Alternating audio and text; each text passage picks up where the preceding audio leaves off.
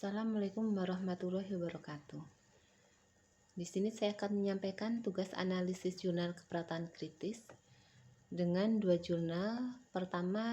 Jurnal pertama, peneliti adalah Nur Aini Hakim, Alenidekania Happy Hayati pada tahun 2018 dengan judul Efektif Asuhan Keperawatan pada Anak Kanker yang Mengalami Gangguan Nutrisi dengan Menggunakan Teori Levin, di mana metode penelitian yang digunakan adalah studi deskriptif dengan pendekatan studi kasus. Waktu penelitian 9 Maret sampai 22 Mei 2015, di mana tempat penelitian itu adalah RSUPN Dr. Cipto Mangunkusumo.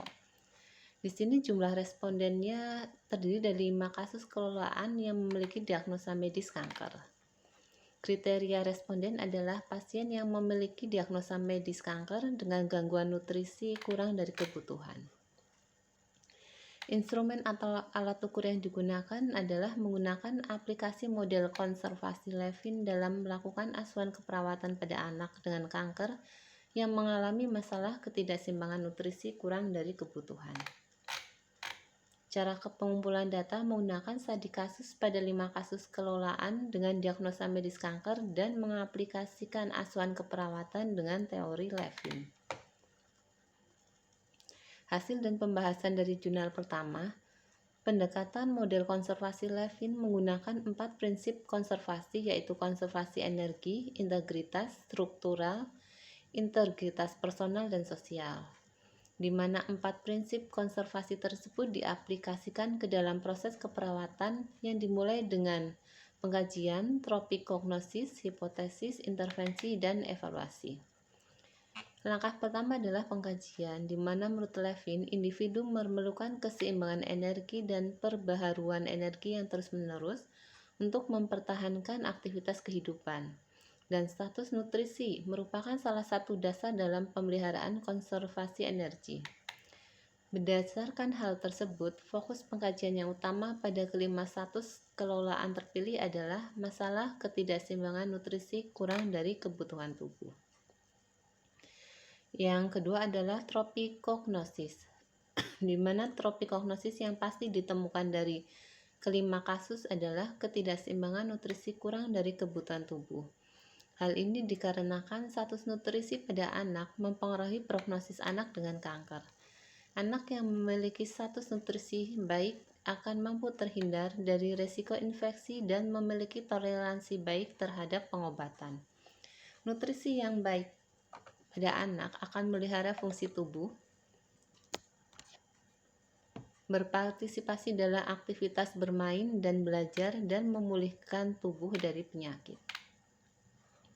Yang ketiga adalah intervensi, di mana intervensi yang dilakukan adalah mengkaji asupan nutrisi, menimbang berat badan, menanyakan penurunan berat badan yang terjadi, dan mengetahui jenis kanker. Pada kelima pasien ini, efek anoreksia disebabkan karena efek dari kemoterapi, di mana intervensi yang dilakukan adalah mengkaji skala mual dan muntah, di mana skala mual yang dialami oleh keempat kasus berada pada kasus sedang, sedangkan pada kasus N, skala mual berada pada skala berat. Intervensi yang dilakukan adalah menjelaskan pentingnya kebutuhan nutrisi saat menjalani kemoterapi, menjelaskan makanan yang boleh dan tidak boleh dikonsumsi, dan memberikan permen aroma, lemon, dan mint. Selain itu, menganjurkan klien melakukan oral hygiene dan melakukan teknik distraksi dengan mendengarkan musik, menonton video, mewarnai, dan bercerita hal-hal yang menyenangkan. Dan yang terakhir adalah evaluasi, di mana hasil akhir yang diharapkan adalah intervensi yang telah dilakukan bersifat terapeutik dan suportif sehingga meningkatkan kenyamanan dan kesejahteraan klien. Kelebihan dari jurnal ini adalah menggambarkan secara detail tentang teori Levin sebagai alternatif pilihan dalam melakukan asuhan keperawatan pada anak, baik pada kasus non-infeksi, infeksi, dan perinatologi, serta intervensi secara lebih terinci di setiap tahapannya. Sedangkan kekurangan jurnal ini menyebutkan alternatif dalam melakukan asuhan perawatan anak. Tidak disebutkan apakah bisa digunakan untuk semua jenis asuhan keperawatan lainnya. Rekomendasi jurnal ini direkomendasikan dengan konsep yang minimal dan menghasilkan hasil yang maksimal. Tetapi mungkin perlu ditambahkan data anak yang lengkap seperti usia, karena tahapan tumbuh kembang yang berbeda mempunyai intervensi berbeda pula pada setiap anak. Demikian jurnal yang pertama. Selanjutnya kita menginjak jurnal kedua, tentang jurnal internasional, di mana peneliti dari jurnal kedua adalah Hanan M. Abdel Monem, Baela Mirhawari, Al-Mahdi El-Dukok Soliman. Jurnal ini diterbitkan pada tahun 2019 dengan judul Assessment of Nutrition Stats in Children with Heart Disease. Metode penelitian yang digunakan pada jurnal kedua adalah studi observasional kasus kontrol dari 50 anak dalam kelompok usia 0-60 bulan dengan penyakit jantung bawaan bergejala, di mana waktu penelitian dilakukan pada bulan Maret sampai Agustus 2016. Tempat penelitiannya adalah Klinik Rawat Jalan Kardiologi Anak di Aswan Heart Center. Di sini jumlah responden adalah 100 anak, terdiri dari 50 dari mereka dengan penyakit jantung koroner simptomatik yang termasuk dalam kelompok pasien. Mereka direkrut dari Klinik Rawat Jalan Kardiologi Anak di Aswan Heart Center dari bulan Maret sampai Agustus 2016. Sebuah kelompok yang terdiri dari 50 anak yang tampaknya sehat dengan usia dan jenis kelamin yang sesuai mewakili kelompok kontrol. Kriteria responden. Kriteria responden terdiri kriteria inklusi dan kriteria eksklusi, di mana kriteria inklusi terdiri dari usia 0-60 bulan, kedua jenis kelamin, artinya laki-laki dan perempuan bisa dilakukan, dan diagnosis sebagai penyakit jantung. Sedangkan kriteria eksklusi adalah penyakit akut serius yang sedang berlangsung yang memerlukan rawat inap, penyakit kronis selain PJK terkait dengan UDIM yang dapat dibuktikan. Sedangkan gambaran disformik penyakit lain termasuk kelainan genetik yang mempengaruhi pertumbuhan dan status gizi anak. Instrumen atau alat ukur yang digunakan pada analisis kedua adalah menggunakan SPPS, di mana data dengan distribusi normal adalah disajikan sebagai min dan SD. Rata-rata kedua kelompok dibandingkan dengan uji T, nilai non-parametrik direpresentasikan sebagai median dan jangkauan. Dan median dari dua kelompok dibandingkan dengan uji Mann-Whitney. Data kualitatif diwakili oleh frekuensi dan persentase relatifnya, dan uji chi-square digunakan untuk menguji asosiasi data kualitatif. Korelasi dilakukan dengan menggunakan korelasi bivariate Pearson. Nilai P kurang 0,05 dianggap signifikan secara statistik. Perbandingan dibuat antara dua kelompok studi utama, yaitu kontrol dan kasus, dan 3 subkelompok kontrol kasus, kontrol kelompok sianotik, dan kelompok asianotik. Cara pengumpulan data menggunakan metode of assessment of nutrition, yaitu penilaian global nutrisi subjektif dan kuesioner. Hasil dan pembahasan. Penelitian yang dilakukan untuk mengevaluasi status gizi dan pertumbuhan anak dengan PJK memperluas basis bukti tentang efek hambatan pertumbuhan atau pertumbuhan yang buruk, diagnosis jantung, kesulitan makan pada bayi dan anak kecil dengan PJK.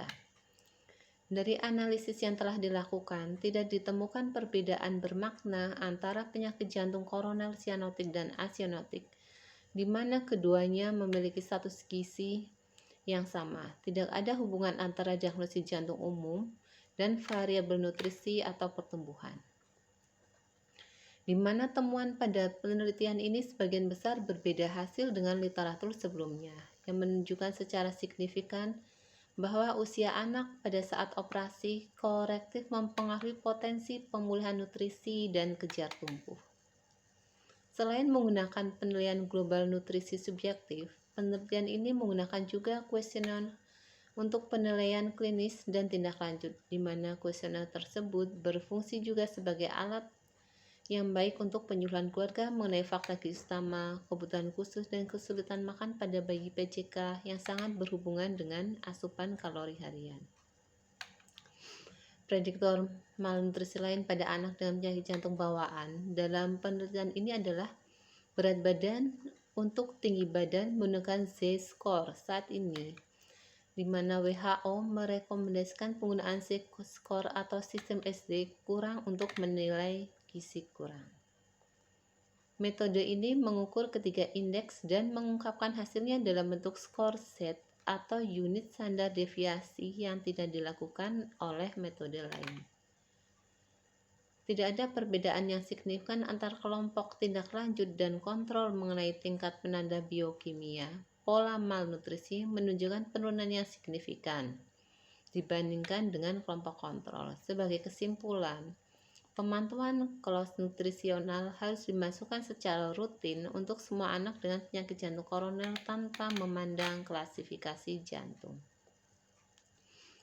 Dari kelebihan jurnal ini, selain lengkap menampilkan hasil penelitian yang didapat, juga membandingkan dengan beberapa jurnal yang terkait dengan hasil yang literatur sebelumnya.